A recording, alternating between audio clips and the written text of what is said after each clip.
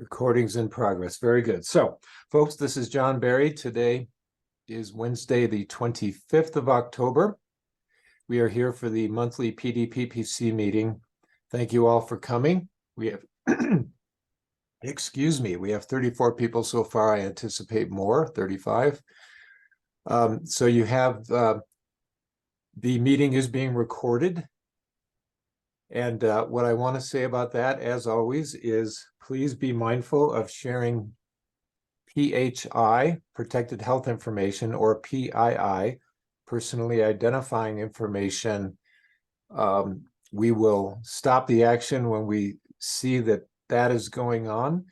Please be mindful that whatever you say, don't have it. Just be aware that if it's not something you want in the recording, on the internet, on this website, then or to be public otherwise, please do not share the information. So thank you very much. Let's see. Annie, if you could scroll down to page 2 of the agenda. Thank you. I want to draw your attention to the PDPPC agreements. And to start with, these are agreements that were made between stakeholders and the department, but especially between stakeholders years ago about how we behave in general and treat each other in meetings. And I want to say that please be mindful and go over these. I want to point out that it is very important how we treat each other in these meetings. We understand that consumer-directed services are very important. They help keep people in their homes as opposed to being in a facility. So people do have strong feelings about them. We have disagreements about them. There are any number of situations where this group is making recommendations, expressing sentiments about the services. But I am going to ask everyone to please, even when something you're very passionate about or might even be upset about, that you be mindful, that we all be mindful about how we are talking to each other. It's super important that we maintain respect in a professional atmosphere. So when I feel in my judgment that that is not happening, I will call a timeout and I will stop the action and ask us to regroup and not be that way with each other. So especially when it comes to having things be directed toward individuals or perhaps organizations, whether it be the department, a contractor that we're working with, other organizations in the community, case management agencies, providers, and advocacy organizations for that matter as well. So please want to ask you to assume a positive intention on the part of everyone here. We are here for the good of these service delivery models, CDASS and IHSS. I'm going to ask people to go along with me in using the speaker's queue. And so how that's going to work is that I will ask at certain points in the meeting, I will ask people to raise their hand. You can do that in the webinar through going to the button where you raise your hand. It can be through the reactions. Where is it? Reactions button. And then from there, raise your hand, lower your hand. And that's how I will handle the speaker's queue. And I will also at times take names from people who are just on the phone. Usually we have very few, but they also have a right to speak and be heard. So I will be doing that. And if need be, I will be alternating between people who are on the phone only and people who are in the speaker's queue and have raised their hand in the webinar. When you do raise your hand, you are we are going to take one question or comment from you. We are giving people, we have agreed upon a 2-minute time limit. And this is something we do in a lot of other meetings. It's not unique to this meeting at all. For those of you who only attend this meeting, it is something that the Office of Community Living has been doing in many situations. So I will be keeping the time. and I will be doing it as delicately and clearly as I can to give people the 15-second heads up when you have 15 seconds left on your 2 minutes. So I am trying to think if there is anything that I have missed with the housekeeping rules of engagement, agreements amongst us. If you agree with someone, you can just say ditto to their comment in the chat. We are going to be monitoring the chat as well in this meeting. And in the chat, you'll see the online attendance form. Link to the form, please use that if you can. So Danny, if you can scroll back up, and anyone else on the team, if I missed anything right now in terms of going over the rules of engagement, the agreements, now would be a good time to mention it. Okay. So we are moving now to, I believe, the third item. So this is one of the times when I will ask people who are on the phone to unmute and give me your name if you're on the phone only, so that we can record your name for attendance purposes. Anyone there? Phone only? Renee Farmer. Renee, thank you very much. Anyone else? I will circle back to that, but folks, please do use the online attendance link. Let us know you're here. For those of you who are new or new-ish, I will remind you all that the attendance is taken by stakeholders, for stakeholders. It is to determine participant eligibility to vote on certain things. And this is not a department thing. This is stakeholders. For example, written recommendations, for example, decisions about the meetings that stakeholders may want to make. So that's what the attendance is all about. So thank you, Renee. And now we move to the open forum. And again, as a reminder, the open forum, there are 2 of them in every meeting. Each of them is 10 minutes long. I call time at the 10 minutes. And I will start, and these are for people to make announcements. We do have a mechanism for people to make topic requests, an online mechanism, and perhaps at some point in the meeting, if someone on staff can put that link in the chat, that might be a good thing, or the page where it's located. You can ask a question. This is not a time when we necessarily get into back and forth like we do on the items that are on the agenda, but you can certainly put out a question.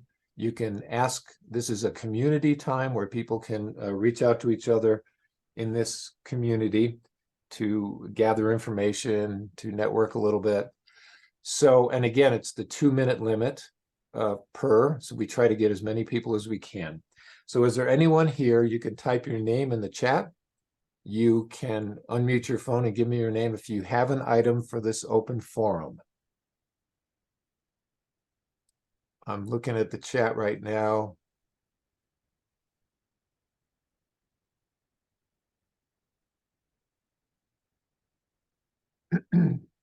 Is there anyone who has an item that they want to bring up in this open forum?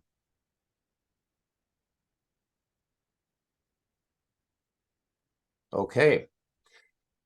We will have another open forum before the meeting is over, so it's not too late. We are way ahead of schedule here with the meeting, so I will move us forward to Danielle Comstock, self-direction discussion. Danny? Thank you, John. All right. So I wanted to take an opportunity or take a moment to follow up from last month's meeting where we were talking about expanding self-direction. Following September's PDPPC, we received multiple inquiries from individuals who indicated that they're concerned about the state of their CDASS services following the discussion during last month's meeting. So first of all, I just want to make it clear that nothing is changing with CDASS right now. I think most of you are aware that it will be moving into CFC in 2025, but that's an ongoing thing. And The services themselves are still not changing.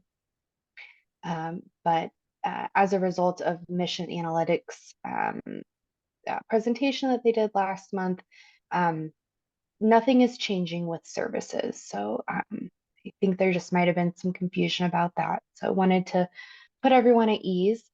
But I also just wanted to take a moment to clarify the intention of the project that was presented last week. Mission Analytics is contracted with HCPF to explore options in expanding self-direction into some services that currently don't have self-directed options. So Mission is doing research on behalf of HCPF and looking into home modification benefit, respite, non-medical transportation, and then the complementary and integrative health benefits, just to see if there are options and what options we have for expanding self-direction into those specific services. And that was the intention of their presentation last month, was just to share with you what they're doing and the avenues in which they're looking. So I just wanted to provide some clarification and hopefully some reassurance. And then I also just wanted to take a moment to answer any questions if anybody still has questions following last month's meeting or any questions about the mission project. I can either try to answer or take back to the group that's working on that project. So That's this all I is John. have. If anyone does have a question, you can give us your name now, raise your hand in the webinar. Okay. Sorry, Danny, I think I cut you off there. Sorry. No, that was perfect. I was starting to wonder if I was heard.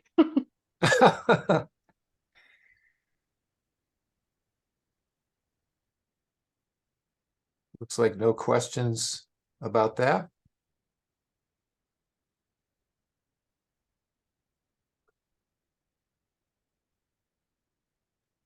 Okay, well, if that changes, I do just want to make sure everyone's aware it's an open door. So if questions come up later or if concerns come up later, you can email me through the PDP inbox, or I think some of you contact John, and that's fine as well.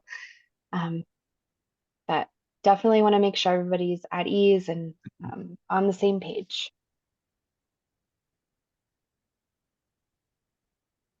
Thank you, Danny. And I will just point out that Kevin Smith, one of our co-chairs, is here with us today. Thanks, Kevin. Kurt is not able to be here. He has a other commitment, Kurt Wolf. So we are, again, way ahead of our schedule here. We're going to have to figure that out in terms of how we move things around, possibly. The next item is the Community First Choice, otherwise known as CFC updates. And the CFC team. Hi, John. It's Christine Dos Santos with the department, policy advisor for Community First Choice. We wanted to announce, the CFC team wanted to announce that we have posted a draft of our state plan amendment, or SPA, and we are requesting feedback on that document and what's in there. It is posted currently on our CFC stakeholder opportunities page. I will put that link in the chat box. We're asking that you reach out and provide feedback via email. The email address is HCPF, HCPF_CFC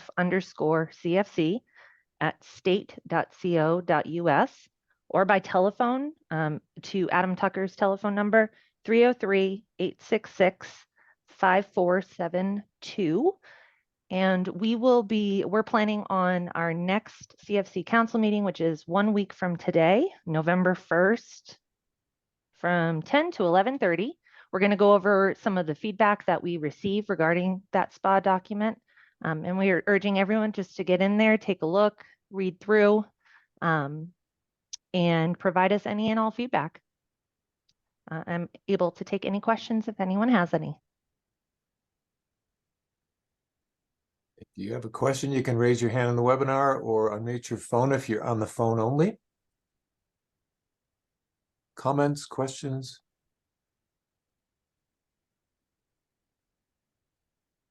We have a quiet meeting today so far. Thanks, Christine. All right. Moving right along, request for proposal RFP update. Jessica? Thanks, John. Hi, everyone. Jessica here, contract specialist for participant-directed programs. We are still in the posting phase, the posting period of our request for proposals. As a reminder, we're entering a new contract cycle, so reprocuring FMS contractors as well as a training and support contractor. We did extend the deadline for the posting period during the time in which we were answering questions, the inquiry period, just to give interested offers a little bit more time to read the responses to their questions and adjust or continue with their bids with as much time as possible. So it is now ending on Monday, that's October 30th, excuse me, at 3 p.m. Anyone who's interested in reading the questions that came in about the RFPs is able to do so. Those are public and accessible through the vendor self-service website. I or someone on my team will post the instructions to access that website and look over those attachments. It was provided through an informational memo.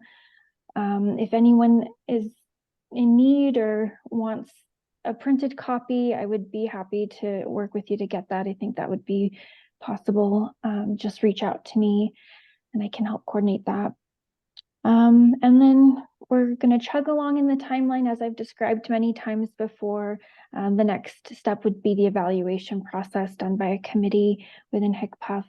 And then once new contractors are selected, we'll have them get started with the work officially beginning July 1, 2024. So I'm happy to answer any questions or clarify anything if needed. Thanks, John. Oh, and my phone number, if anyone wants to reach out, is 303-866-3504. Thanks, Jessica. Does anyone have any question for the moment right now? You can raise your hand in the webinar. There's someone. Also, you can, before we get to that person, unmute your phone if you're on the phone only and want to ask a question about this. Anyone?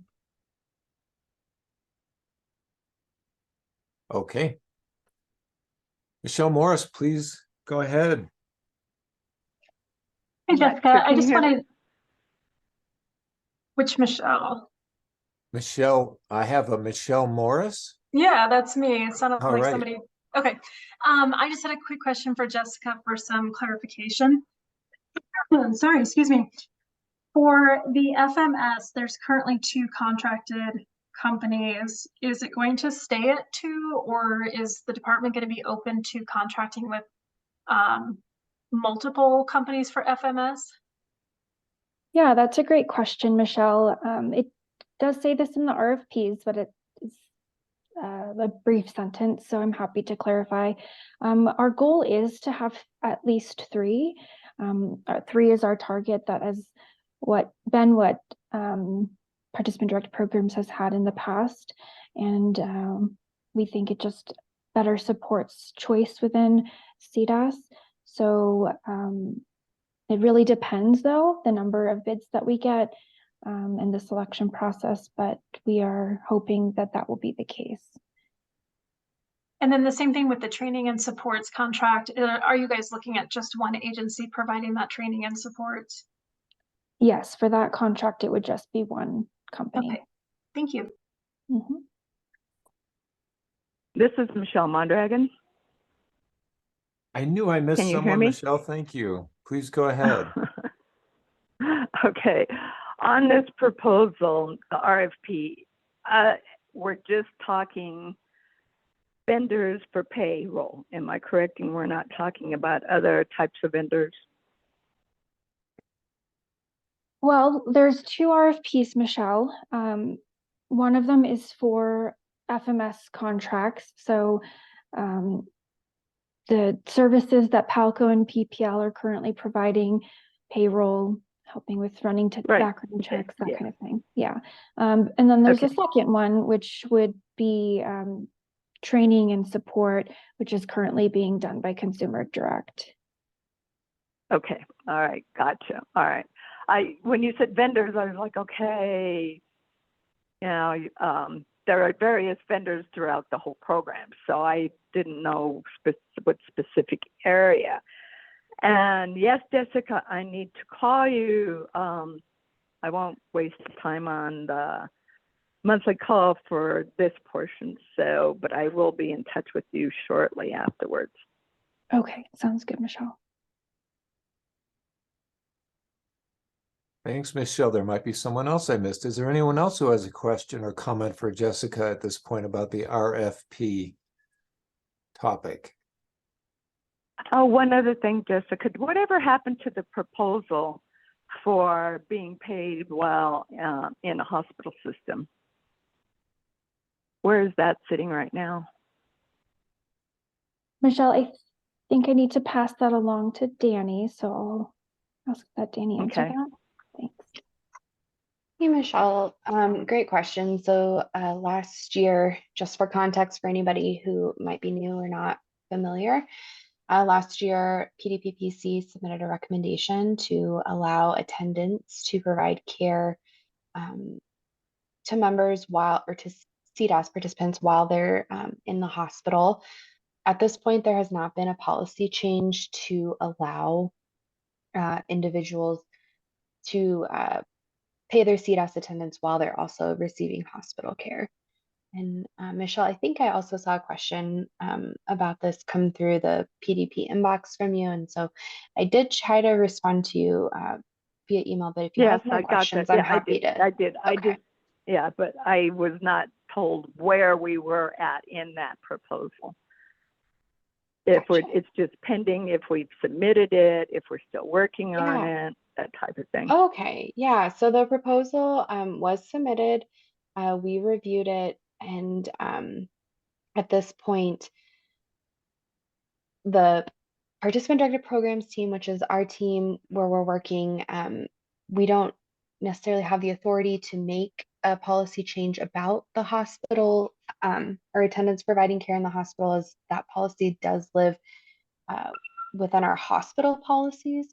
So there has been some ongoing coordination, and we've been trying to maintain meetings with our hospital team as well as coordinate with CDPHE to figure out if there's anything that we can do to adjust the policy. But as of right now, there Okay. have been no changes. Okay, yeah, I found that out the hard way. However, I'd like to use our particular case as proof that it's needed. Absolutely. And I'm happy to connect with you offline if a phone call is Sure. easier too. Okay. Yep, sounds good. Go ahead.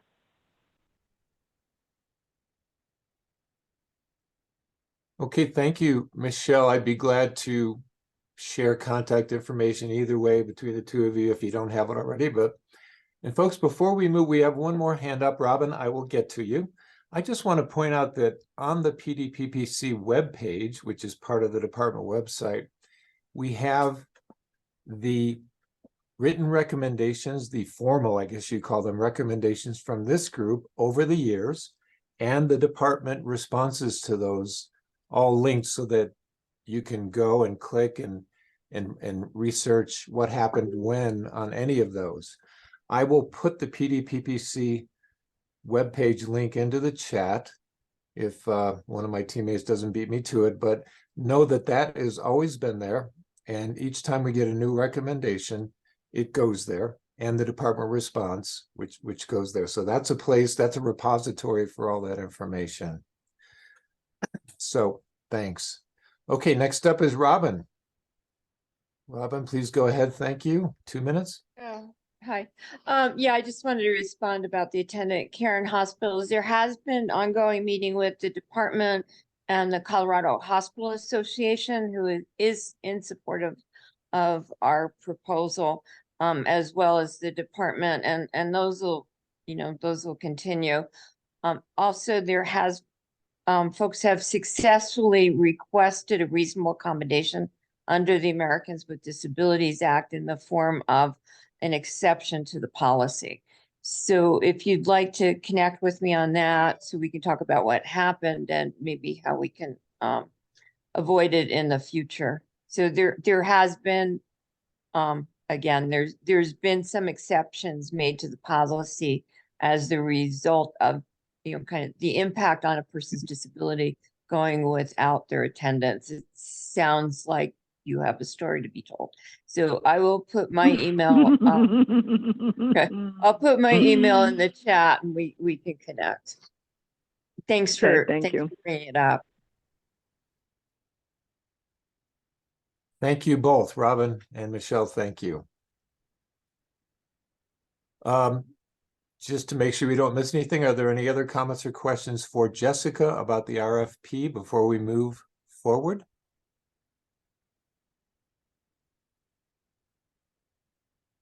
Seeing none in the chat, hearing none. Okay, thank you, Jessica. Next up, overspending protocol proposal update. Danny?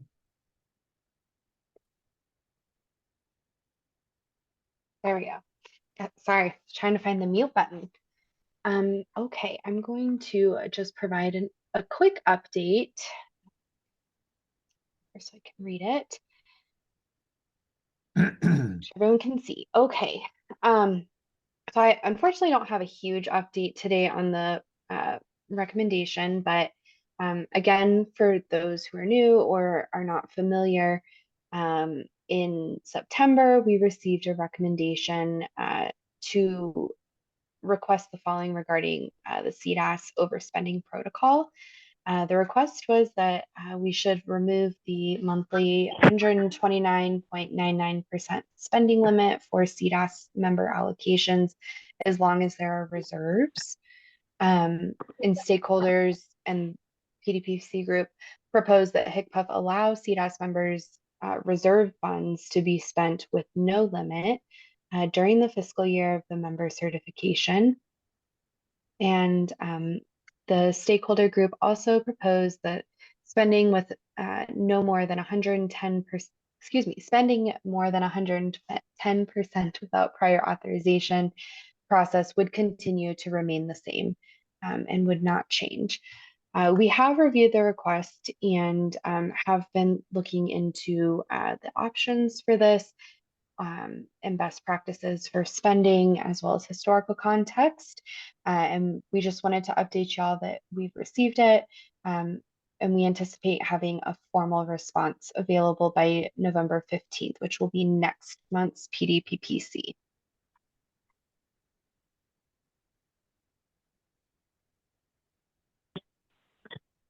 Thanks, Danny. Hey, John, it's Ron and Tracy. We just got back from the hospital.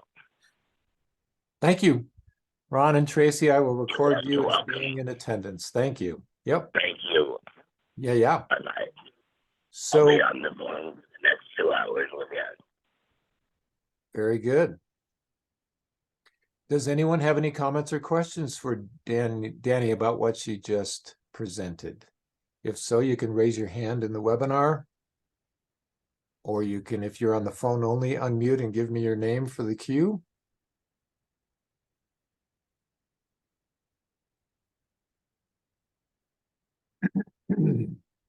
Excuse me.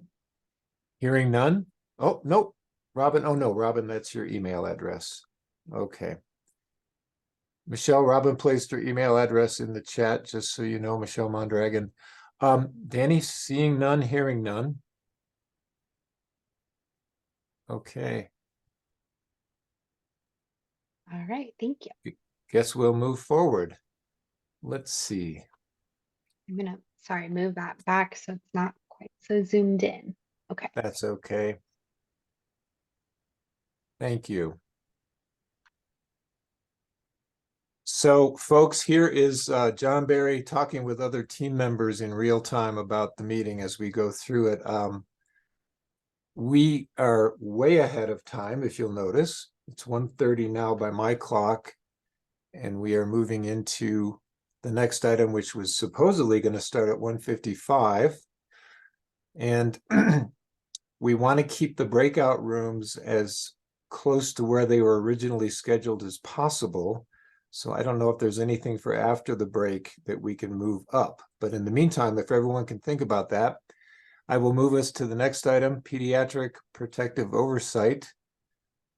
Megan, are you with us? I am here, All and right. hopefully my internet is working well enough out in the world.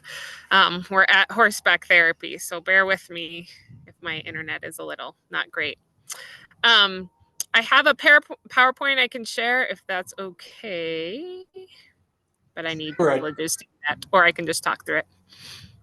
That's fine. I just want to say I'm all kinds of jealous that you're out there. I'm trapped in my basement. But I know. In the last few days of beautiful weather that we've got. Yeah, if you can enable so I can share my screen, then I'll share my PowerPoint here. Okay, hang on. Bear with me. Yep. Thanks. I'm busy commenting on my jealousy instead of keeping the meeting moving, but hang on. Ooh. I'm trying to find your name in the list. I may need some help from Danny or Aaron or somebody to. Can raise my hand to make it easier. Oh, That put me up to the top. wow, very good. Okay. Oh, wait a minute. Oh, it lost me. Hang on, sorry. Can you raise your hand That's it. again? Yep, Thank there you go.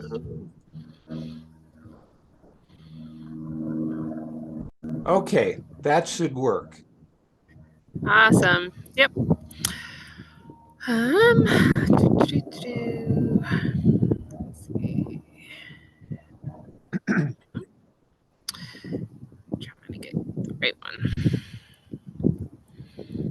Got it open twice, and I don't want to share the one on the wrong screen. So give me just a second. Thankfully, we've got a little time. Okay.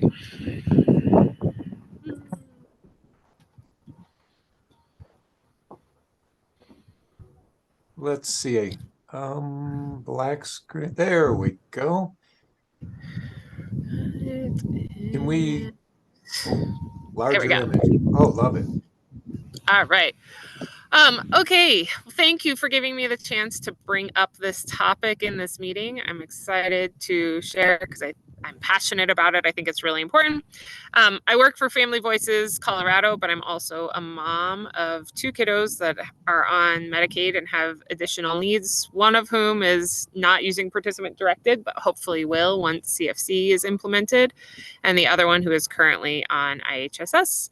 But outside of my personal role as a professional, I work with a lot of families and connect with a lot of families about the things that are important to them and see the trends that are happening amongst families and what is needed in order to serve specifically our pediatric population well.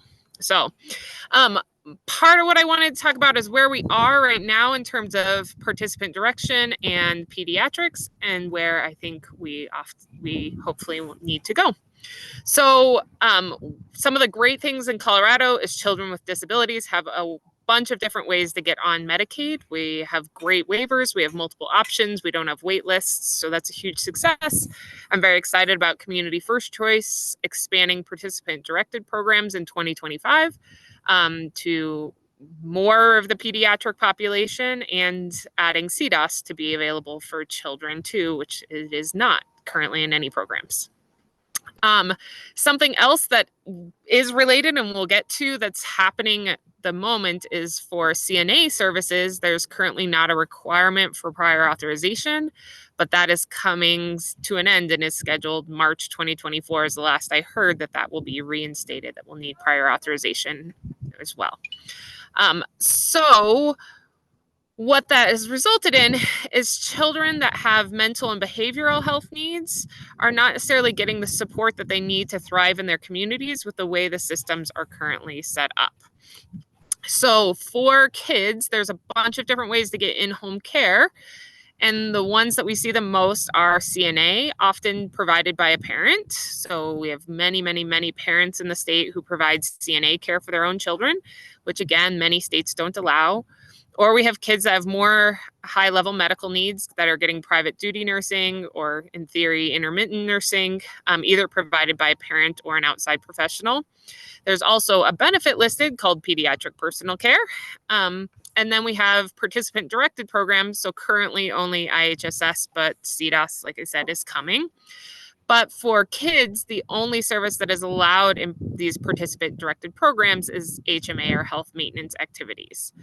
And then through waivers, there's things like respite and homemaker and a variety of other services that are more waiver specific, that are not tied, that are not necessarily the same as the in-home options. So these are all what's in place currently available for kids as we talk about wanting to keep kids and keep people with disabilities in general, but kids as well, in their homes rather than needing to be in hospitals or institutions. So what we run into with these programs is this line of skilled versus unskilled. So in the personal care benefit handbook, it kind of has this nice outline that I'll let you read. You don't need me to read to you about skilled care versus unskilled care, or the personal care services. Some of the big things I want to highlight, though, is in that skilled care, it talks very much about the medical and those medical roles of a CNA or certified nurse assistant or a registered or licensed nurse, versus the personal care is talking about things that are not medical, so not CNA, not nursing level. So when we have kids that need skilled medical care, so think kids that have medications that are tech dependent or that have other highly medical needs, they can get CNA services, they can get nursing services, they can do health maintenance activities through IHSS or eventually through CDASS. And if they have unskilled needs, they can get pediatric personal care as a benefit that is listed. But then there's this other world of skilled behavioral and mental health needs that we don't address in the programs that we currently have. So for personal care, if we're thinking about just care that is beyond what's age appropriate, that looks a lot different in a child that just has a physical need, that doesn't have a lot of medical needs, that just needs a little bit more than what is age appropriate, versus a child that has really significant behavior and mental health needs, that the level of training and skill needed for that is significantly different. And there really isn't anything that fills that regular care for that skilled behavioral and mental health needs. We do have ABA therapy that comes in, but that is really working on targeted skills and skill development. It's not working on that day in, day out skilled behavioral needs that that a lot of these kiddos have. So one of the ways that kind of made the most sense to me in terms of framing this in my brain was to think about just, and these are totally made up, fabricated cases, just samples of what kind of kid and what their services are in this more medical needs area, and then the same kind of thing in this more behavioral needs area. So if we come up with this random kid that's a sample of a more medical needs, so a 13-year-old, former preemie, has cerebral palsy, epilepsy, G-tube, CPAP overnight, nonverbal, wheelchair user, that sort of a profile of a kid, what kind of things they need, what they would qualify for, and what the staffing looks like for that. So when we look at this medical model and these medical needs, then we can recognize that they need trained medical care all day, all night for a kid like this. And they'll likely qualify for CNA, for private duty nursing, or for health maintenance through IHSS, and some combo of those together to get that 24-hour care that is needed or close to it. So CNA generally maxes at 8.5, but PDN can fill in, or they could do IHSS and get that health maintenance through IHSS outside of that. So they have all of these pieces that we have in place really are targeted towards those medical needs. When we look at the pediatric assessment tool for CNA, when it's defining what counts as skilled care, it is very much medically based. There are a few things in there that hint at some of the behavioral needs, but it mostly is really medically based, talking about stomas and broken skin and medication needs and that very medical model piece. And so when we look at staffing for a case in this kind of medical world, there's definitely shortages in staff. There's shortages of CNAs, there's shortages in nursing care, but parents are allowed to provide that care if they seek that training. So they can get their CNA license, they can get their nursing license, and they're able to be paid as those providers, or they can go and get outside providers to provide that care. There are definitely staffing shortages, but there are nurses out there that can assist in that private duty world. Okay, but then if we shift gears and look at more of a behavioral model, then that changes a lot. So my made up kid is 6-year-old, level 3 autism, also has anxiety, is nonverbal, has some self-harming and an aggression towards caregivers, and elopes. So that means they run, they're a runner. So for this kind of child, they still need that trained professionals, but they need to be trained on behavioral interventions instead to keep them safe. And they need them during the day. And if they're a kid that wakes at night, then they need that to be available during the night as well. For this sort of child, they'll often qualify under that pediatric personal care category because most of their needs are not going to fall into that skilled realm because they don't have that medical component. So for bathing, for example, they don't have a risk they're not as much of a fall risk. They don't have open wounds or a stoma for a G tube or things like that. And some kids have behavioral and medical. So I'm trying to parse them out, even though we know every person kind of falls in this blend. So they might qualify for a few CNA hours, but they're not going to qualify for near as many as they generally need. And they almost always are not going to qualify for private duty nursing care. So then when we look at actually staffing this needs, there are virtually no pediatric personal care providers. The pay and reimbursement rate is exceedingly low. And so it's not a service that is used hardly ever because there just aren't providers out there. There's not anybody who wants to do it. It is not worth it for the home health companies. It's not worth it for the providers because the pay is so low. But in addition, they don't have the behavioral management training that they need to be able to take care of these. This really is not an unskilled task that they're doing. There's a lot of skill and training and expertise that goes into dealing with these behavioral pieces. Also, parents are not allowed to be paid to provide that personal care for their own child, whether that's through participant directed or through just state plan Medicaid. A parent or a responsible adult is not allowed to be paid for that care. So whereas when we have a shortage of CNAs, a parent can step in and be a CNA for their own child when there's no other CNAs to come in. For personal care, that is not an option. Okay, so here's what I view as the solution to all of these problems. So pediatric protective oversight. So protective oversight is already a thing that exists within the state for adult members through these participant-directed programs.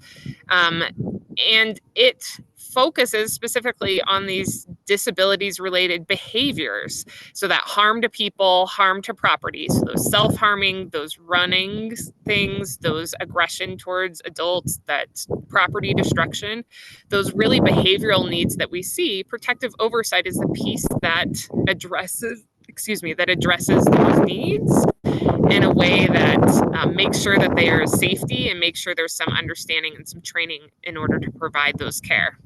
So this protective oversight is already a service for adults, but it is not currently in any of our options for children. And I think right now, where our only participant-directed program for children is housed under the waiver that is only for kids that are medically complex, then that sort of makes sense because most of those kids that are medically complex can get their needs met by CNA, by private duty nursing, or through IHSS and the health maintenance activities. But when we look at Community First Choice expanding these participant-directed programs to children, we need to look at what other children will have access and what services need to be in there in order to provide for their care. So CMS does allow this. California has a program already where parents are allowed to do protective oversight for their children. So there are ways federally to make sure that this can happen. Because right now there is a real disparity between kids that have more medically based needs and the care and services they can get versus the kids that have more behavioral based needs and the care and services they get. And we are seeing so many more kids with behavioral needs needing institutions, needing residential placements, that there's a really acute need right now.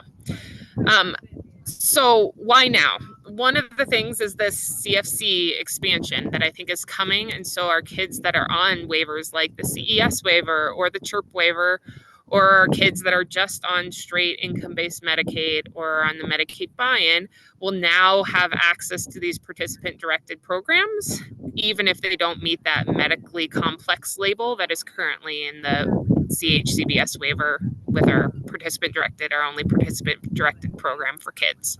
So as we're expanding these, I think this is the right time to look at making sure our participant-directed programs for children address kids that have behavioral needs, not just medical needs.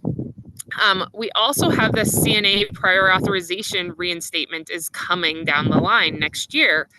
And a lot of the kids that were getting denied their CNA services were these kids that fall in that more behavioral model and that more behavioral needs. So a lot of them were getting approved for CNA services. And then when the PAR got reinstated, they were suddenly getting rampant denials. That was not the only problem going on, but that was one of the problems we saw recurring.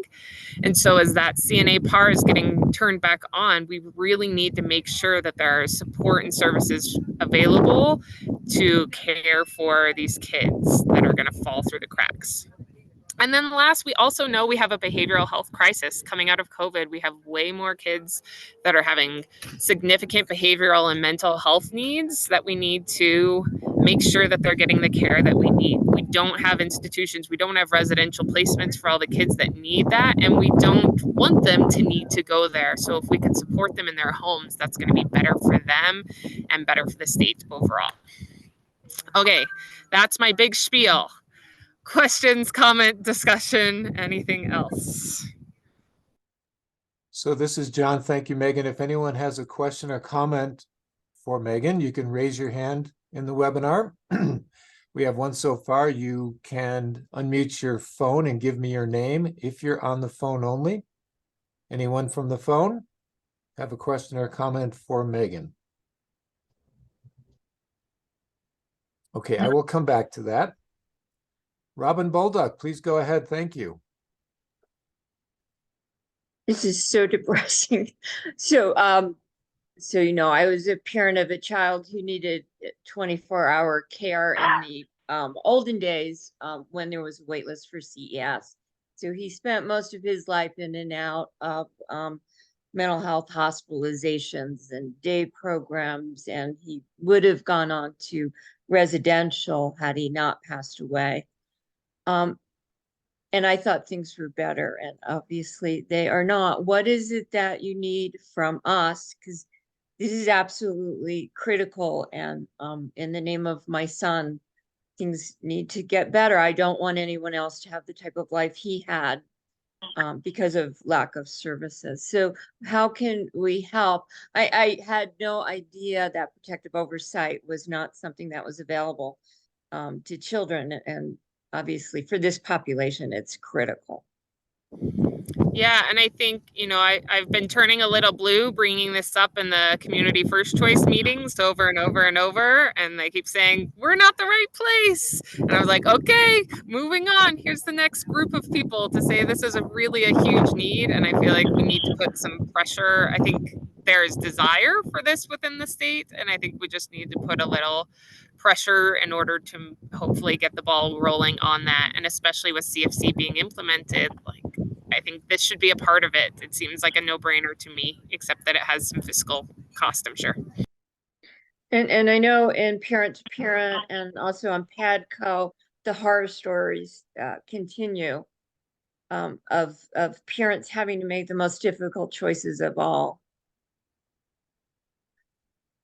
So, can we, did I hear that Kevin or Kurt was on? I No? believe Kevin was with us. Kevin Smith. Kevin, are you there?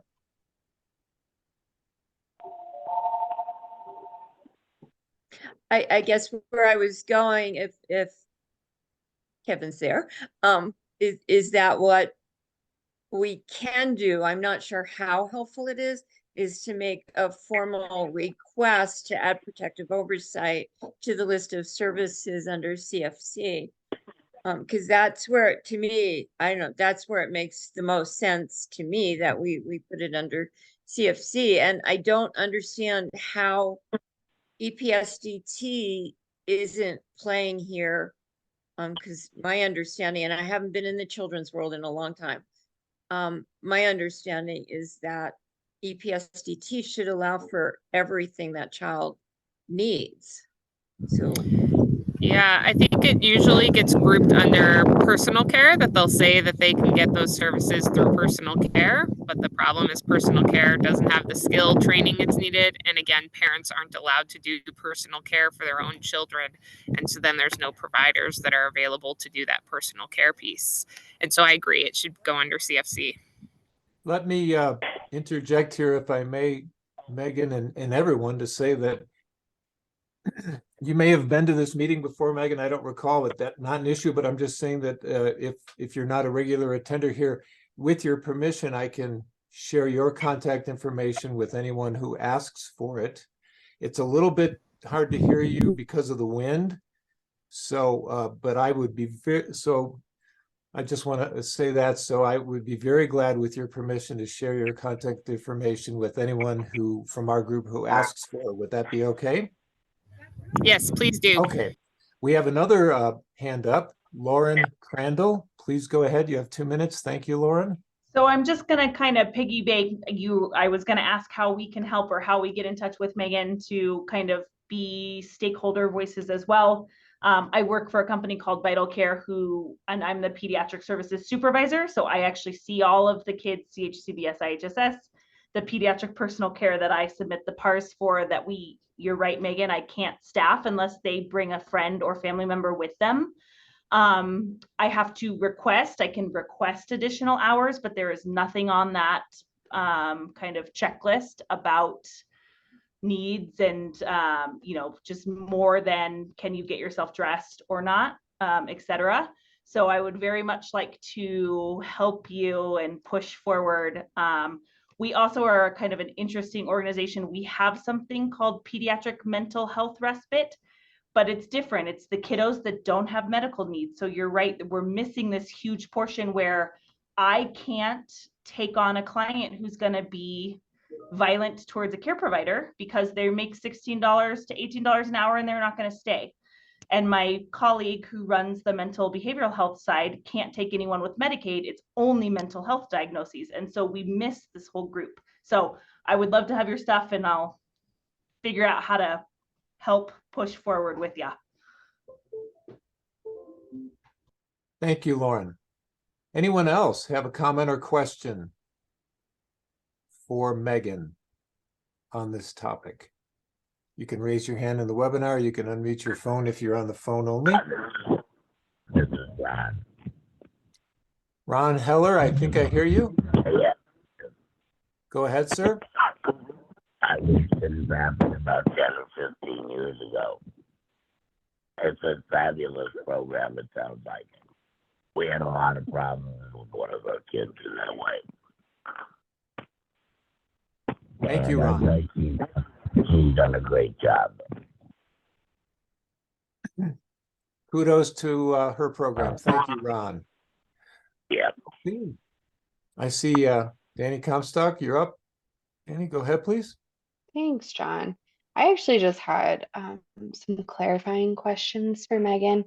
I know you had outlined the skilled need and talked about the need for protective oversight, and I just wanted to clarify a little bit more.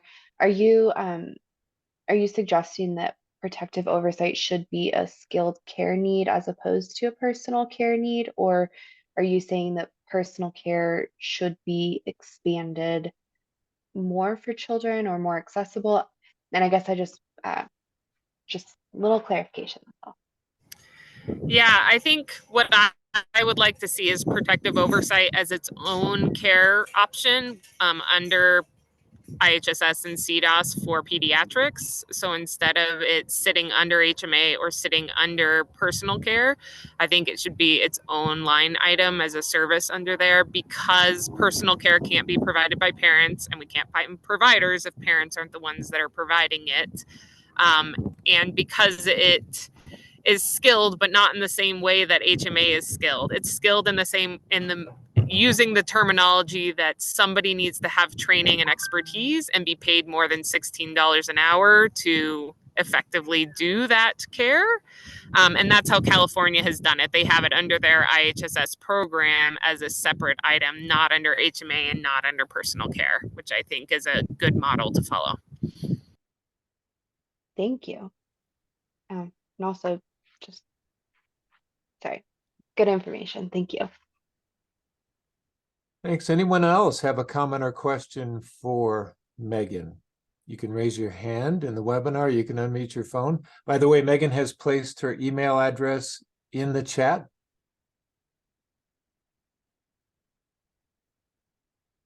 So thank you, Megan. Anyone else? Okay. Megan, I think that wraps it up for now. Thanks for sharing your email with the group. And thank you for this. Thank you. Okay. We, as I mentioned earlier, I'm trying to figure out our agenda here. We're a little bit ahead of schedule still, but I believe we have time for one more item before the break. And I believe the NCAPS item might be one that we can cover right now. Yes, hello. Hi, John.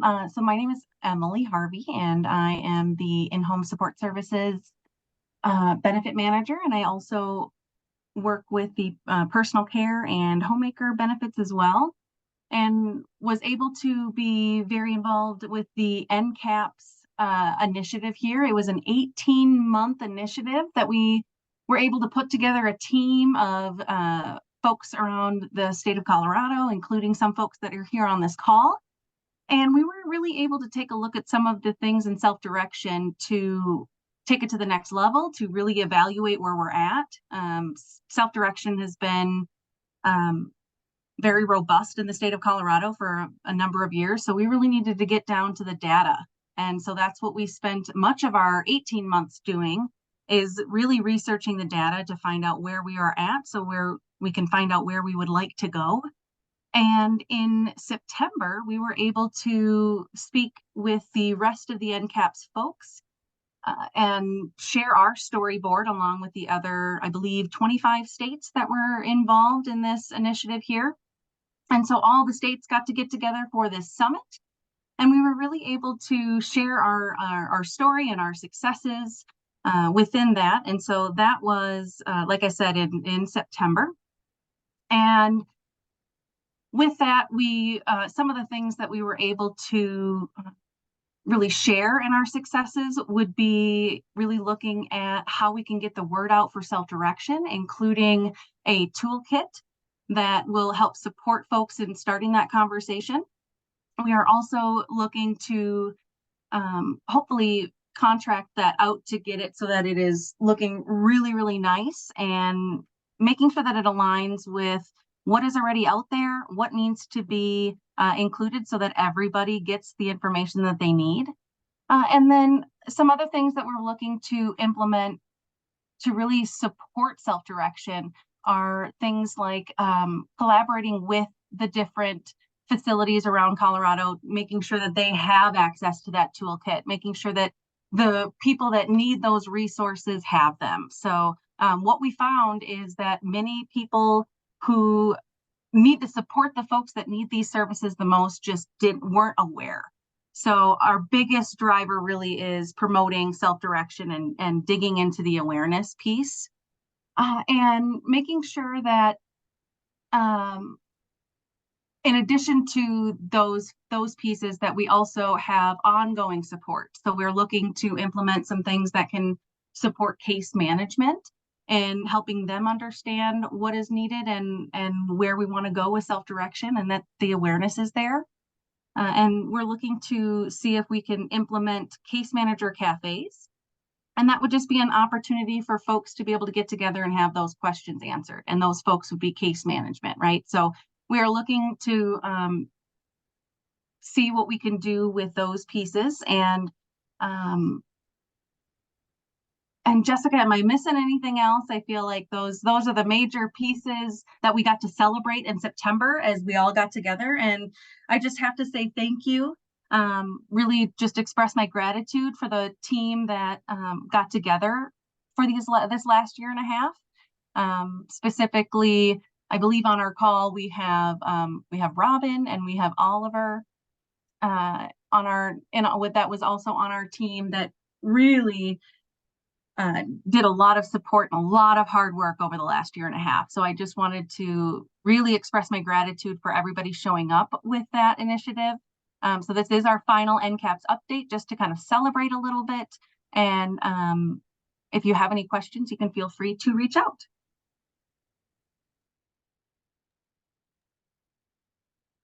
Thank you very much, Emily. Any questions for the moment? This is Michelle Mondragon. Michelle, go ahead. Thank you. You have 2 minutes. Go. Thank you. I've been living in Rose Medical's ICU for the last 2 weeks, literally living there. And I have copied. I went online and I made 10 copies of all of the CDASS programs that we offer.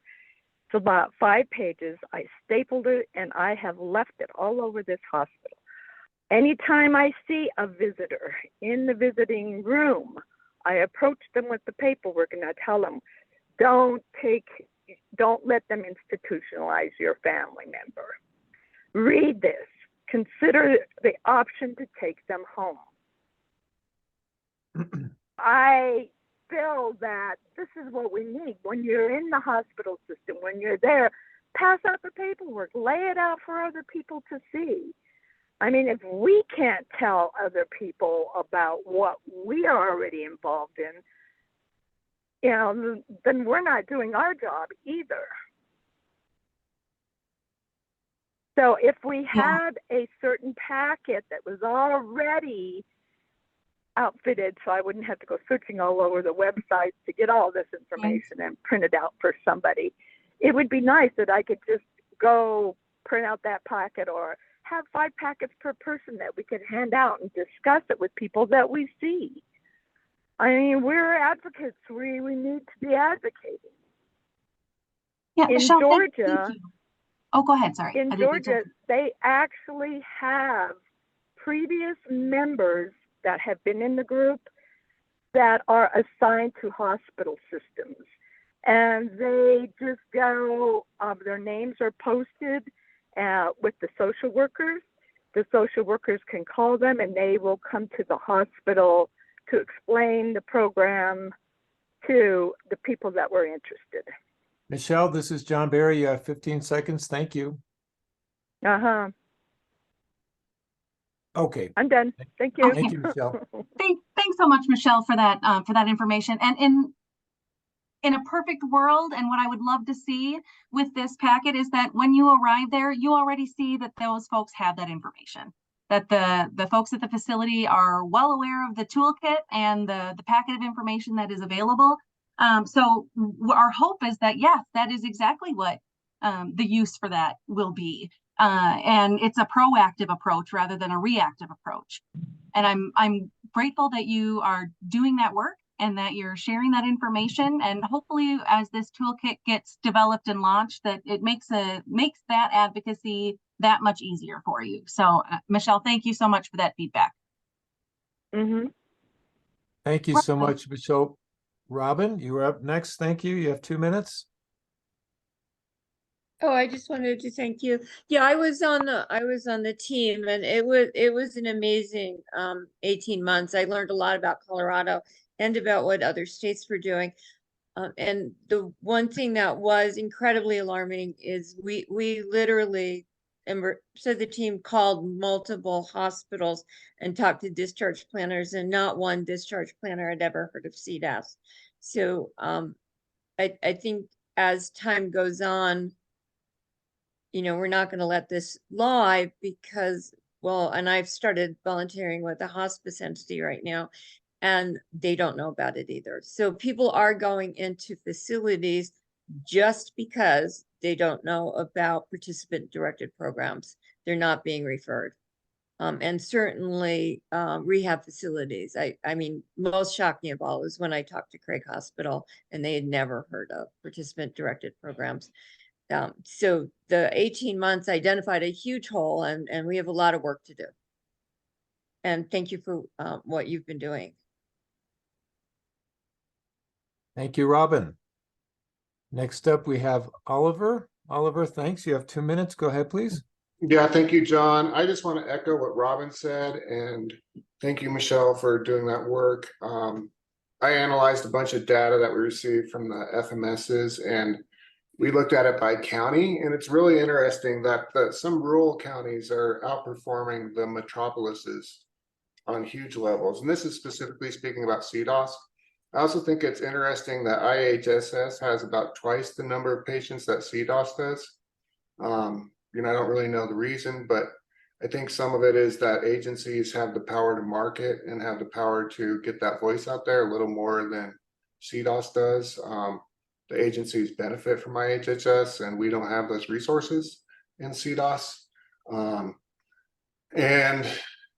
I think the case management will really help, but I'd like to be able to do a presentation to this group, maybe make it more specific to this group, but I did a presentation to our group, and I think that information is worth sharing, and we are working on it in this group, and I think we found some solutions, but I think it would be neat to share this information for groups. So I'll talk to Emily and Jessica about it. They were our HCBS people with the umbrella over our NCAPS program, but I just want to say that I think some of that information is worth sharing at a different level. That's it. Thank you, Oliver. Yes, Oliver and Robin, thank you so much for that. I appreciate it. And let's definitely talk. I think that is an idea worth exploring.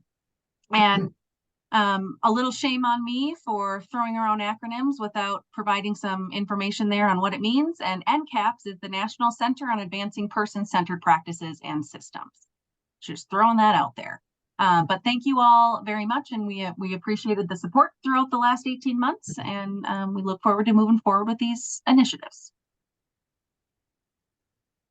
Thank you, Emily. So I'm told that we may have time for the utilization review, utilization management, URUM item on the agenda before our break. So Danny, we have about 7 minutes. Does that work?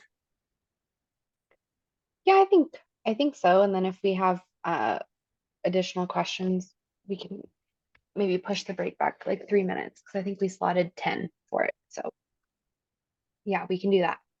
Let me get it pulled up here really quickly. And Zoom settings can be awfully complicated sometimes. All right. Sorry, should have had this more prepared. And see.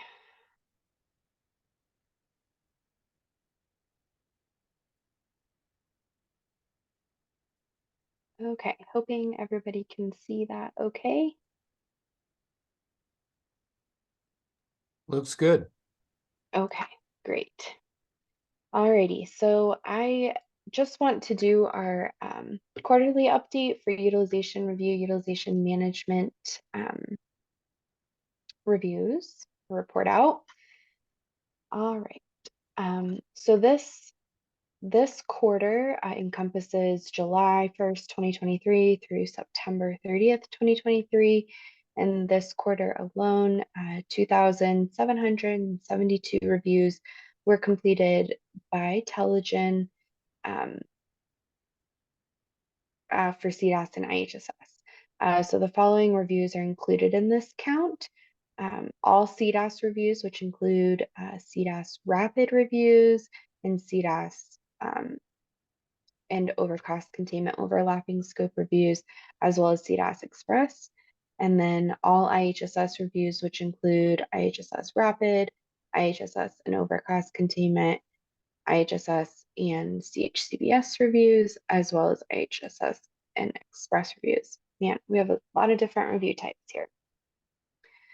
Let's see, slide. Okay, so just for context for anybody who may be new or not familiar, I just want to go over the different outcome types that a telegen review can result in, and then we will get into the outcome specific stats here briefly. So when an approval outcome is rendered, this indicates that all services requested in the submission to Telegen were adequately justified and the case is approved without any alterations to the service plan. We do see a good number of outright approvals, and that's obviously a great thing. The next outcome type that you may see or a case manager may see is a partial denial. Partial denial occurs when some adjustments to the case are required. This doesn't always mean that services themselves are denied, though. In some instances, a partial denial is issued if the service procedure code is entered incorrectly, or if the case manager requests like the incorrect number of units than what they intended to ask for. So it's like usually if there's like a calculation error. So the partial denial is also used to track that. And then a technical denial occurs if Telegen requests additional information and the case manager does not respond with the requested information within 10 days. If a technical denial occurs, though, case managers can opt to reopen the case, or sometimes they choose to resubmit the review as a new case later. And then finally, we have denials, and denials are outright denials of a case. These denials are pretty rare and usually only occur if the case was submitted incorrectly or if there's nothing for Telegen to review. So most frequently when we see an outright denial, it's because the case had already been submitted, so it was a duplicate request, or the case was submitted as a CDASS review and really it's IHSS services being reviewed. So that's what typically happens with outright denials. And sometimes there's cases that are submitted that don't even have health maintenance activities to review. So we will get into the stats next. And I'm sorry, before the stats, are there any questions about the different outcome types? Okay, I'll move on then. Okay, so for this quarter, we're still pretty consistently above 70 to 75% for outright approvals. I think July is looking a little lower than usual, but we are still getting a pretty good number of partial denials, or I guess I call them partial approvals because most of them are still, most of the services are approved. So outright approvals or approvals without any requested changes still remain above that 70% threshold cumulatively. Cumulatively, 15.34% of cases required adjustment after the initial submission, or those were the cases that had incorrect units submitted or just needed a change. Cumulatively, less than 6% of requests were abandoned, so at 5.92%, and this would signify cases where additional information was requested by Telegen and not provided. When this happens, the case could have been reopened or responded to after the data tracking cutoff point. So it can be difficult for us to tell how many of these technical denials were reopened, but a lot of them do, just from the ones that I've dug into directly. And then finally, for the entire quarter, 5.18% of cases were denied outright. And I did a little deeper digging just because I think it's scary when we hear the term denial. And I think it's scary to think, oh man, I hope nobody's going without services and what have you. So did a little bit more digging into that 5% number. And of that 5%, 3.5% were denied for insufficient skilled justification. So what that means, big picture, is that less than 1% of all cases that were submitted um, were denied for insufficient skilled justification. So, oops, excuse me. So over the quarter, there were a total of 5 cases over the course of 3 months that did not have the justification to receive or to qualify for skilled care. So that would be 5 cases out of that 2,700 number of reviews. And again, I do want to reiterate too that this is for skilled care reviews. So if an individual doesn't qualify for skilled care, they all obviously still have access to unskilled care, such as personal care, homemaker services. I also want to just make sure to note that the numbers on the slide are indicative of the number of reviews and not necessarily the number of members who received a review. So some members can receive multiple reviews for multiple reasons. Some in error, or some just because there's a revision, a couple weeks later, a month later, etc. Let's see. Yeah, so a common example of a member receiving multiple reviews is if a review was submitted, the case was then denied, and the case manager decided to just submit a new review instead of reopening the original one. Okay, so though that's the information I have about statistics right now. Do we have any questions about stats?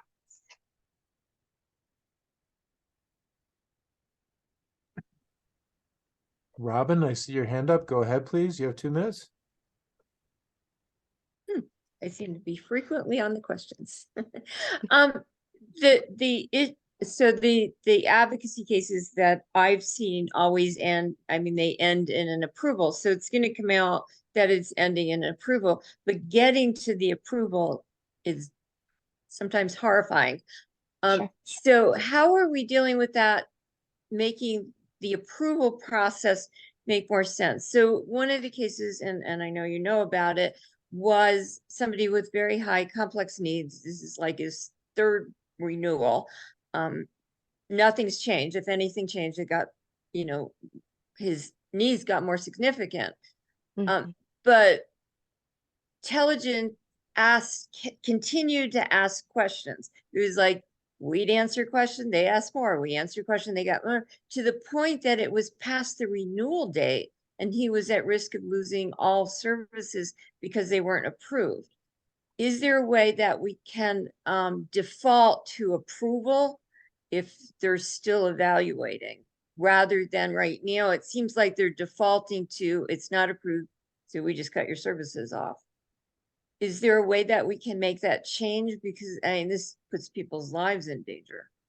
Yeah, I think that, so you're bringing up a bunch of good points. So to answer your most recent question about defaulting to approval, part of that falls into our case management regulations and overall waiver requirements. And so I don't want to completely misspeak on that, but the process, as I understand it, to default to an approval so that people are not losing services, is that as long as the 803 is sent, and like if Intelligent's still in deliberation, or if the approval hasn't been sent, Right.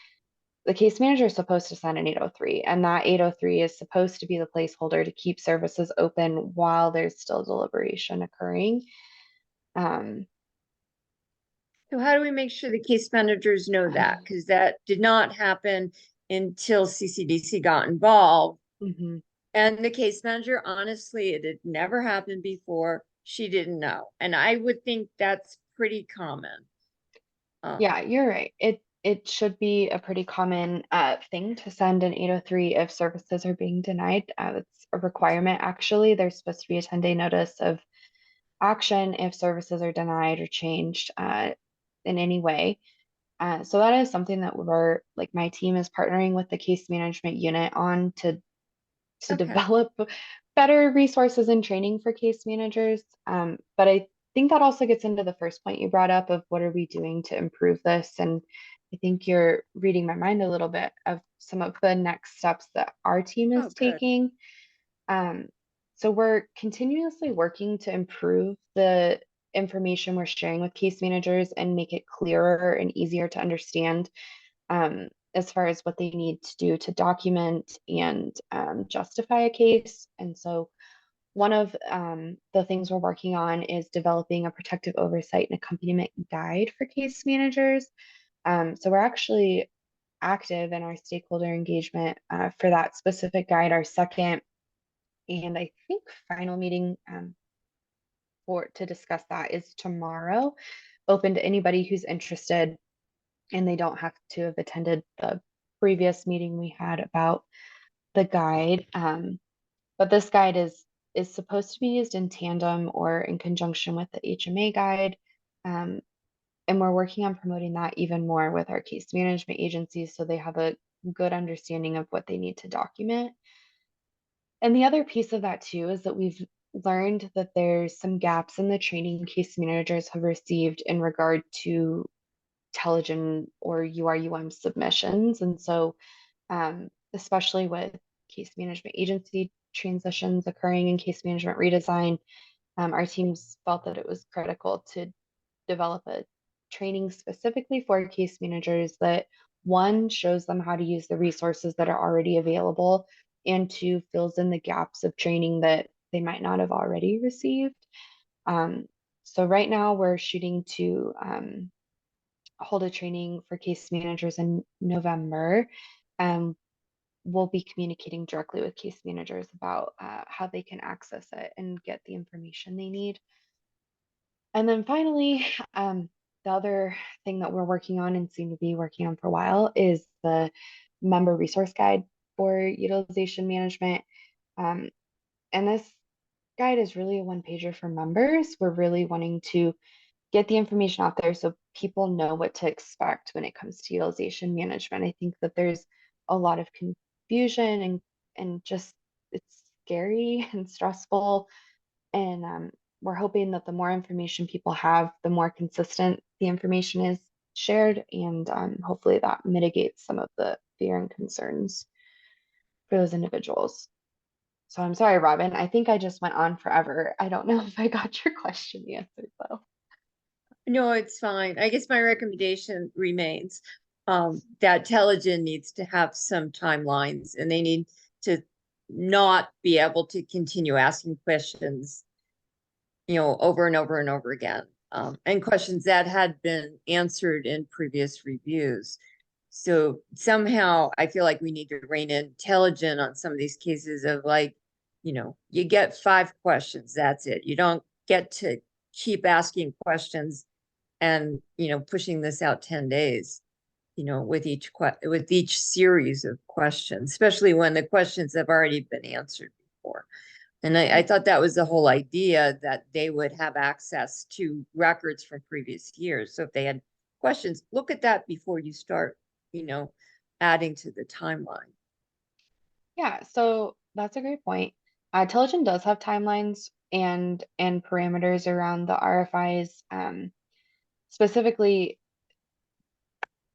unless it's in the best interest of the member, the case manager, they are permitted to do one RFI. So if a case manager submits a review and they have questions, they can send that list of questions back one time. Occasionally, they will do 2 RFIs, like if the case manager responds and then they have more questions, then sometimes they will do a second one, but that's where it gets cut. Yeah, in this case, as you know, I think we were up to 3 or 4 series of Sure, questions. And so, absolutely. yeah, so it went well beyond the renewal date. Yep. And I know I've personally experienced at least two that they Yeah. at least, and they were questions that had been answered. So we just sent them what we had answered the year before. Yeah, absolutely. I would encourage that because that was the second point I wanted to make is that ultimately it's the case manager's responsibility to make sure Telligent has the information that they need. Because Telligent is not going into the home or working directly with the members, they don't have the authority to determine if a member's needs have changed. The case manager needs to make that case and needs to identify, hey, nothing has changed since last year.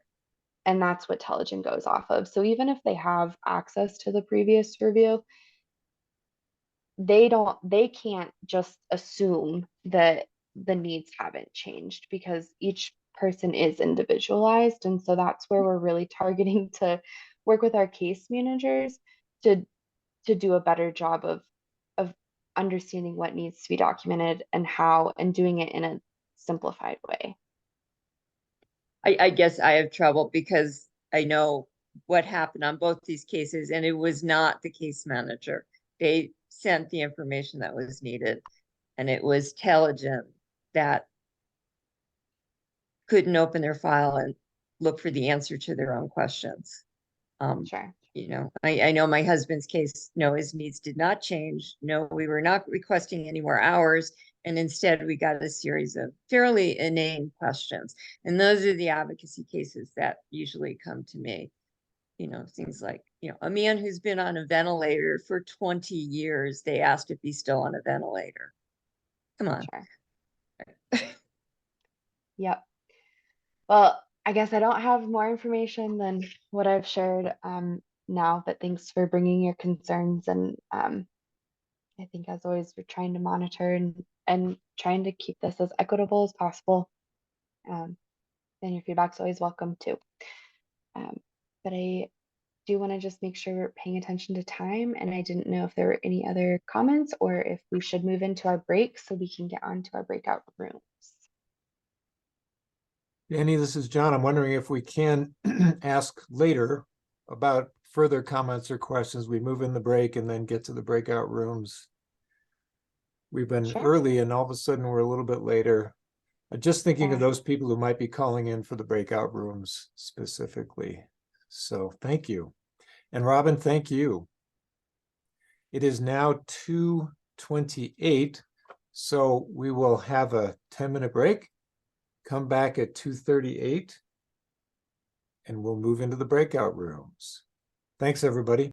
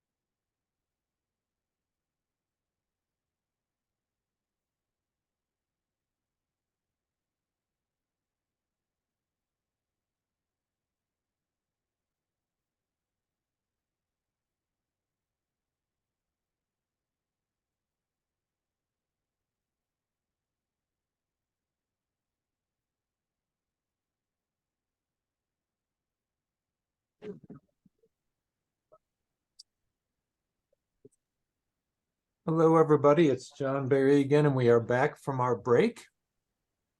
Excuse me, and we are going to be moving into the breakout rooms. I wanted to mention, I noticed a little typo on our agenda that you can see on the screen. The next month's meeting is on Wednesday, the 15th. Apologies for that. But third Wednesday due to the holiday. And again in December on the third Wednesday due to the holiday. So we will go to breakout rooms. And Jessica? Hi, everyone. I'm opening the rooms now. As always, if you don't see a pop-up window on your screen, through which you can select the room you want to go in, navigate to the bottom of your screen. There's either a More button or a breakout room specific button. If you're still having trouble finding it, then hang back and John can help to put you in the room that you'd like to go in.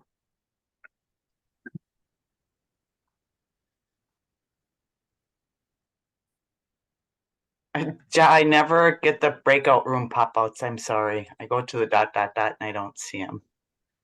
I don't have it either, Sandy. Adam, Okay, here. who was the first person to speak? I can, S. Kasperzak, Sandy Kasperzak. and that would be which room, Sandy? The FMS room. Okay, let me find it. There we are. Got it. Was there someone else? Yes, John T. Whitehead, room 3 for FMS. John, I didn't get moved either after you're done with Tracy. Uh-oh. Sandy, I can move you. Okay, Tracy, room 3, which is FMS. Looks like she went. Is there someone still? John, this is Patricia Martinez. Okay. I got the pop-up and then it went away, so I'm not sure how to get in the room now. Members, families, advocates? Um, that one, Patricia, or? Yes, yeah, that'd be fine. Yep. Thank you. Yeah. Anyone else? Renee. Okay, Renee, and again, it's 762, is it, Renee? Your last? Yes, yes. Got it. Anyone else?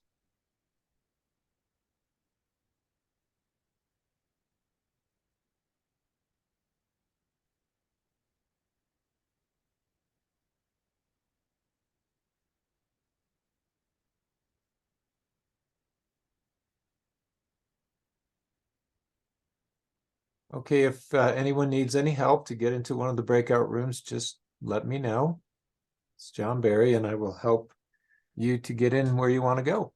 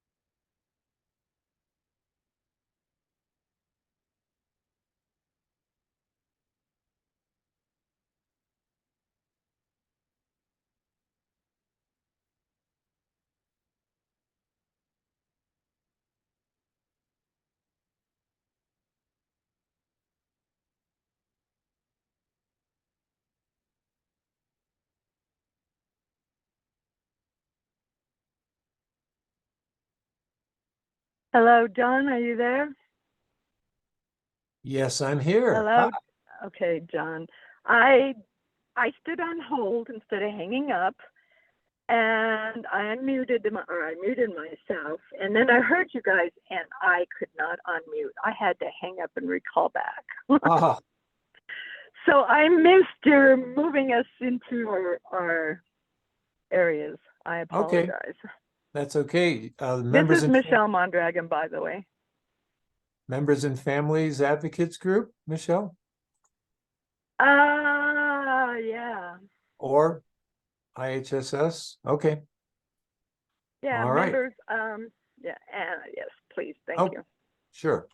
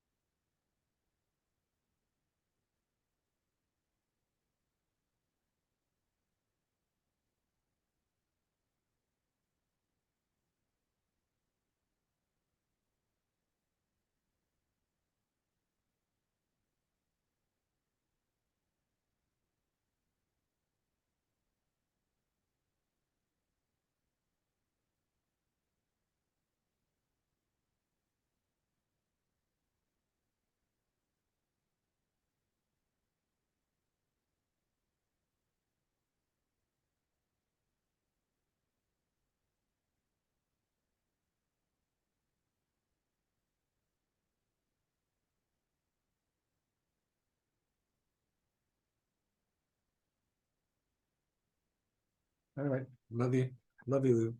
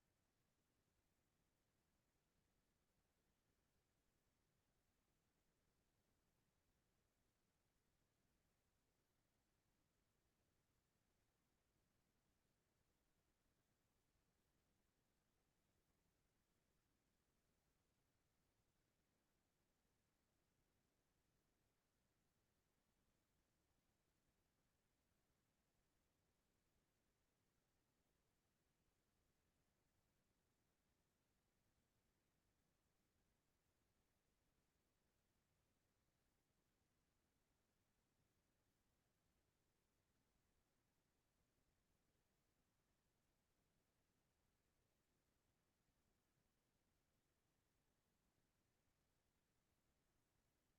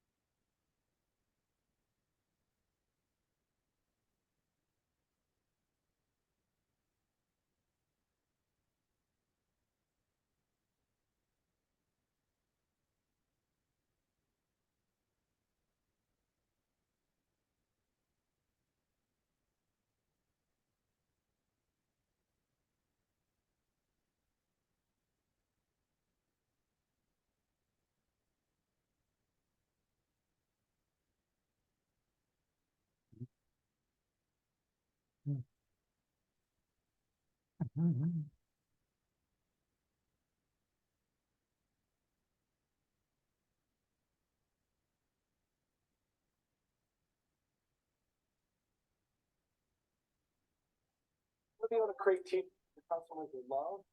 All you need is a heat press in 7 seconds. We'll take care of the rest. I want to go to he's following Donald Trump's civil fraud trial in New York. The former president, I think, is taking the stand just a little while ago to answer questions about the gag order he's under. What's happening in the courtroom? Yeah, well, so this is taking the stand not as someone to testify, but in response to that gag order that was issued by this judge earlier in this trial. Now, let me back up just a little bit to explain what happened. During one of the breaks, the former president went into the hall room, as he usually does.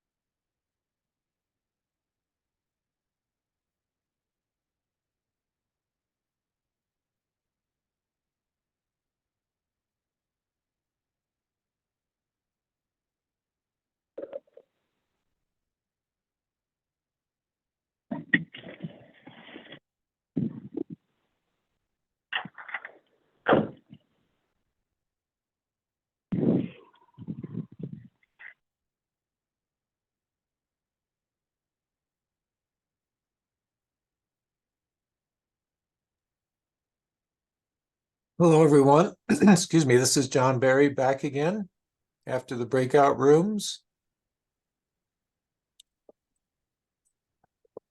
Apparently, there was some background noise on my end during those rooms. If anyone heard that, I apologize. So we should have, looks like everyone back. We will now move to the work group report out, which of course does not include the members, families, advocates group. That is a confidential group. Let's see. From the IHSS group, there may not be, but if there is, you can give a report out. Anyone? Sure thing. I can handle that. Emily Harvey here at the department, and just a real quick update, provided some information about eligibility resources if folks are having issues with their renewals. And then also some transition support resources if folks are going from a children's waiver to an adult waiver when they turn 18. And then just some clarifying things regarding what is required for an agency. So really good discussion as always, and I look forward to seeing everybody next month. That's our update. Thanks, Emily. So the FMS group, there may not be, but if there is, now's the time to give a report out to the larger group. Sure, John, I can take care of that. We kind of jumped around talking about a few different things, but some key ones were just a little bit more about where to get information about CFC outside of the updates that are provided in this space. There's a number of resources to request information, and so if anyone would like to know what those are, reach out to one of us. We'd be happy to share that. And then really just ending on a reminder of the process to request topics for PDPPC. We had some good suggestions in our group. And so our PDPPC team has a form that anyone can fill out to request a topic for a future meeting. And it's just, as a reminder, helpful to us so we can help coordinate that presentation, collect any documents that need to be shared, and make sure everyone is prepared. So we'll have somebody throw the request form link in the chat. Again, if that's not accessible to anyone, then give our unit phone number a call. It is 303-866-5638.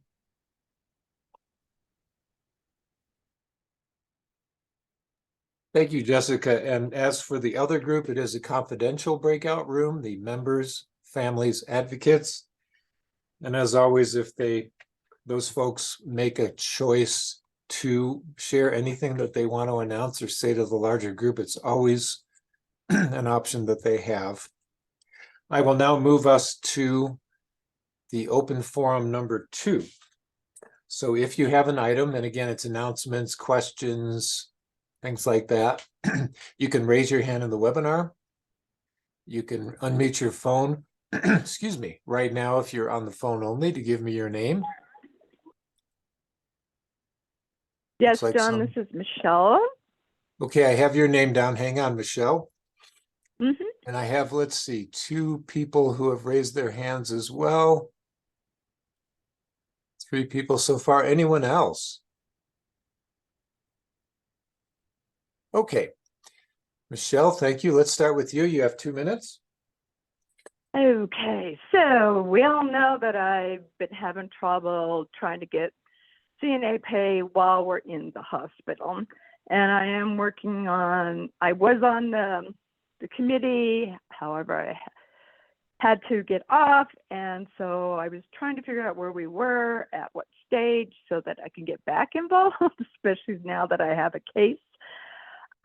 But during this time, during the pay period, 9 days was at home, 10 days was in the hospital. And I understand not getting paid for the 10 days in the hospital, but even though I had the 9 days good to pay in the portal. I had my brother go ahead and approve those 9 days after I spoke to everybody around. And I went last night, I had my brother recheck it, and he said they were all blank. And I mean, what do you mean all blank? He says, they don't say good to pay, they don't say approved, they don't say anything. So I immediately, and this is like in the morning, so I immediately contacted PPL. And I spent 4 hours being hung up on. It wasn't until like 4 o'clock when I finally got somebody that was willing to give me a supervisor. And she wouldn't let me talk to the supervisor, but she went and put me on hold and talked to the supervisor. We were on for about 30 minutes on hold. Michelle, this is John Barry. I need to stop you because this is gets down to individual case information, but we can ask PPL to be in touch with someone. Okay, We can't do this right now, Michelle. Okay. We need to take it out of the group. The contact at PPL. Okay, well, is there someone from PPL on the call right now who can offer a contact to Michelle? Yeah, Michelle, I think you've been in contact with our customer service lead, Julie. Does that work for you to continue working with Julie? Well, I'm sorry, Julie. I'm sorry, are you asking me? Definitely works for me, Michelle. I'd love to get in touch with you. Okay, sure. Yeah, and the other thing, too, not to talk in any specific, but all of our calls are recorded. So maybe when you touch base with Julie, you could tell us the time that you call, not the call, the number you called from, because make sure that this wasn't just a connectivity, because nobody should ever be hanging up on anyone. But all of our calls are recorded, so we can pull those all up. Thank you. Absolutely. All right, thank you. Andy and Julie, if there's any help with connecting you all need from me, let me know. Thank you. Thank you. We will move forward. Patricia Martinez, thank you. You have 2 minutes.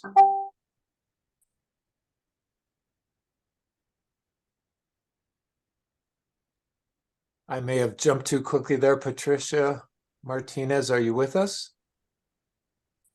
Hi, John. Yes, I just I need a contact. I was wondering if anybody here could give me a contact for the mental behavior health section. I've been 3 days I've spent trying to navigate, and I haven't gotten anywhere, and it's critical.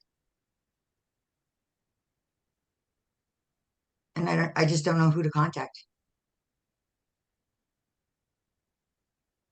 I was on mute, Patricia. Patricia, do you have email?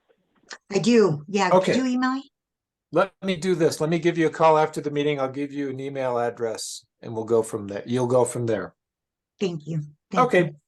You're welcome. Okay, next up we have Joe Myers. Joe? Yeah, hi. I just wanted to just put a little plug in for CDCO and our trainings. I first wanted to just give a reminder about the type of trainings that we offer.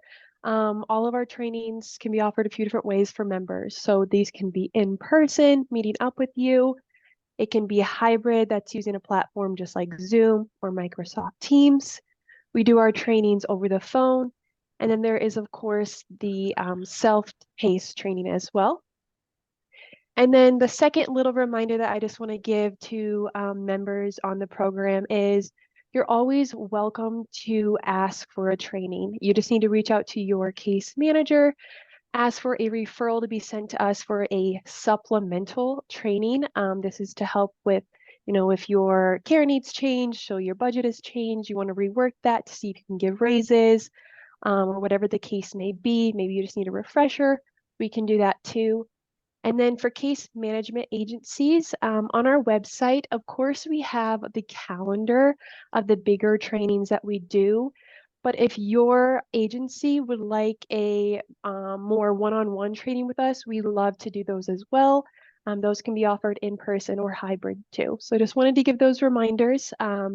Reach out to us. You can either call us at the main line, 844-381-4433 with questions, or you can email me, and I can put my email in the chat. Thank you. Bye. Thank you, Joe. And is there anyone else who has an item for this open forum? You can raise your hand in the webinar. You can unmute your phone if you're on the phone only and give me your name. Okay, Robin, please go ahead. Here I am again.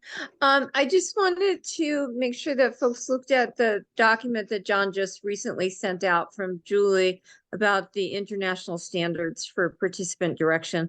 And I think we should look at them, and when we make decisions, I think that is the standard that we should be using as well. So if everybody would take a minute to read them before the next meeting, so we keep them in mind as decisions are made. That's it. Thanks. They're pretty amazing. Thank you, Robin.